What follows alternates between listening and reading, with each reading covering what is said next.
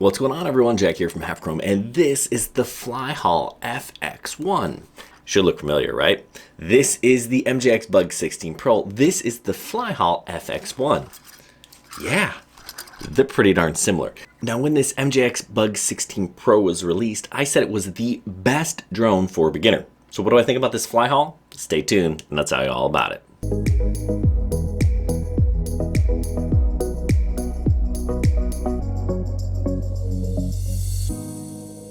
So yeah, this is basically the same thing as the Bugs 16 Pro. Now, I really liked the MJX Bugs 16 Pro. I think it was an excellent beginner drone. Now, you're going to get the Flyhal, which is pretty much the same thing, except two little differences. One, it's a little bit darker. And two, price, it's actually a little bit cheaper. Right now, you get the Flyhal with two batteries for $195 on Banggood. If you're looking to buy it, I've got links in the description down below. Now, they're affiliate links. That doesn't cost you anything. It just helps support this channel. So if you're interested in buying one, make sure you check that out.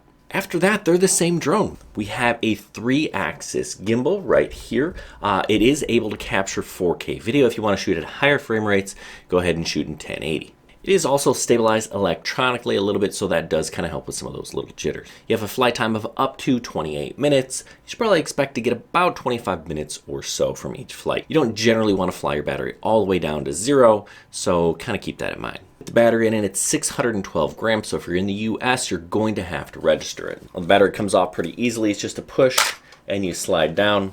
And you can see they're telling you that it's rated at 80 dBs. That's not super loud.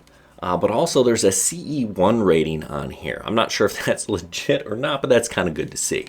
Range on this thing is about 600 meters, so you're going to get video feedback about that far. You know, roughly a quarter of a mile is about where I found the limit to be. These are brushless motors, which means they're more efficient and more powerful than a brushed motor drone. Some drones in this price range rely on less expensive and less efficient brush motors. Now, you do need what they call a 5G phone. It doesn't really mean 5G. What it means is you need a phone with the AC protocol, and most phones made in the last 2 years or so have that. There are 3 interesting flight modes on this. There is a follow me mode, there is an orbit mode, and then there is a headless mode. Don't use headless mode. I don't recommend it. It basically just fixes the orientation of the drone. And if you're a new drone pilot and that's how you get used to flying, it can be confusing. Orbit mode allows you to kind of set a circle, and it flies a circle around whatever object you've decided to pinpoint. Now, in order to change the orbit, you actually have to do that in the settings before flight. That's kind of a pain. I wish you would have been able to do it in the app, but you cannot, unfortunately. And then follow me is what it sounds like. It follows you. Now, it follows the remote. It's not a visual follow, but a GPS follow. So it's picking up the signal of the remote controller, and it's following that. Okay, so now we're taking a look at some of the video coming out of this Flyhal FX1, and this is being recorded in 4K at 30 frames a second. I think it does a nice job. It's pretty good, probably the best I've seen at a drone you can get for less than $200, right? It's $179 for one battery package shipping out of China, and just under $200 for a 2 battery package. That's a pretty good deal.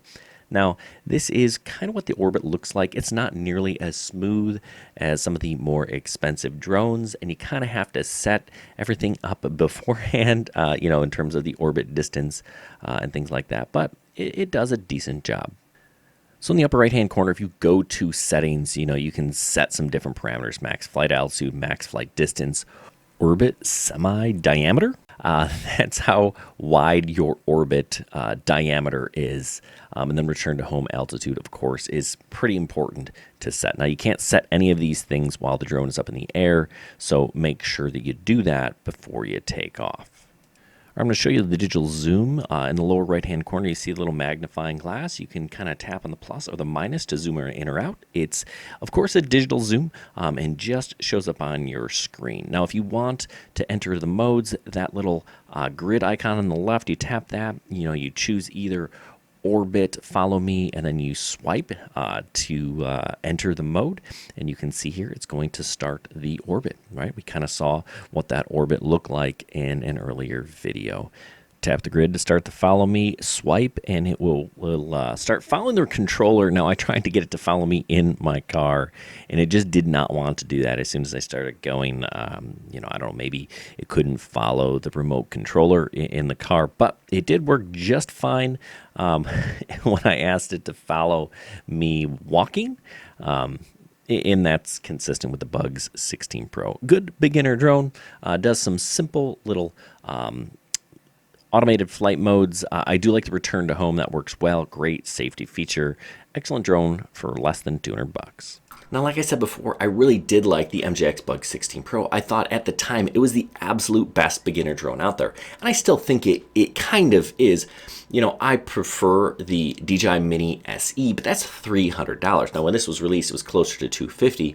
You can get this one for about $230, but this Flyhal is basically the same thing at less than $200, and I think that is the sweet spot for either one of these drones. So at $200, you're getting the best value in drones. Now, it's not going to compare with the image quality coming out of the Mini SE, but it's also $100 cheaper. If you buy either one of these, you get this nice carrying case to put it in.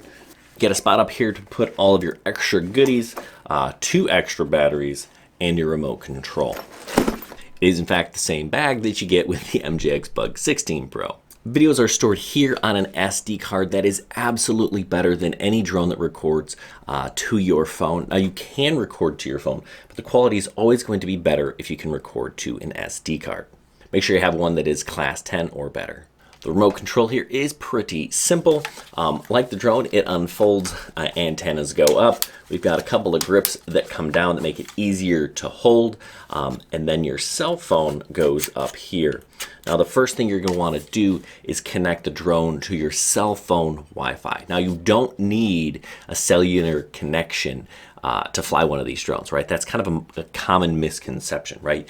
The drone itself creates a Wi-Fi network that connects to your phone, right? So that's what you're going to do so that you can see the video on your screen, which is going to rest right up here on top of the remote. To get it started, you're going to click this lock button down here, and that's going to start the motor spinning. But before you do that, you'll notice that the drone is saying geomagnetism calibration, right? So you unfold your drone, right? You set it down, and it's going to be blinking. So you spin it in circles until the blinking changes. All right, you do it face up, you spin it again until the blinking stops, you set it down, and then you can fly. That's when you press this red button and the motors will start spinning. If you don't do that, calibration, song, and dance, it's not going to take off for you.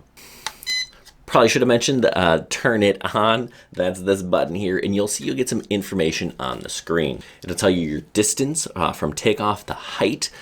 It'll also tell you that you're in mode 2 or mode 1, probably mode 2. That's how most people fly. And it'll tell you if you're in high or low speed. The button here with the camera takes a picture. If you long press, it'll take a video.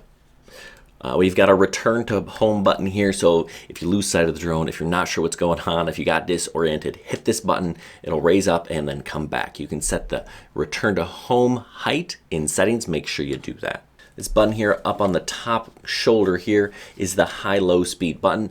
I actually recommend that you fly in high mode for most situations, unless you're trying to get some really good footage. That's when you want to flip into low mode, but it just responds better in high mode, so that's generally how I'd fly this drone. And then we have a wheel up here again on the shoulder to move your gimbal up and down. So yeah, you can't go wrong with either one of these drones. They're the same thing, really. I even flew my Flyhal on Bugs batteries, just a little discolored, but flew just fine, so keep that in mind. But yeah, both of these are excellent beginner drones, and I'd buy whichever one was less expensive. It's really not uncommon at all for MJX to rebrand and resell their drones under other names. It happens all the time. In fact, most of the drones that are sold on Amazon are rebrands from either MJX or SEMA or someone like that. If you want to watch the video that I did on the MJX Bugs 16 Pro, there's a link to that down below. If you really like this drone, but you're thinking, gosh, I'd like something just a little bit better, you know what? The DJI Mini SE is the next step up at $300. Go ahead and check out the video for that here. Anyway, I hope this was helpful. Hopefully it was. Check us out on halfchrome.com. And if you want a free drone, make sure you subscribe to our Patreon. Good luck, everyone, and happy flying.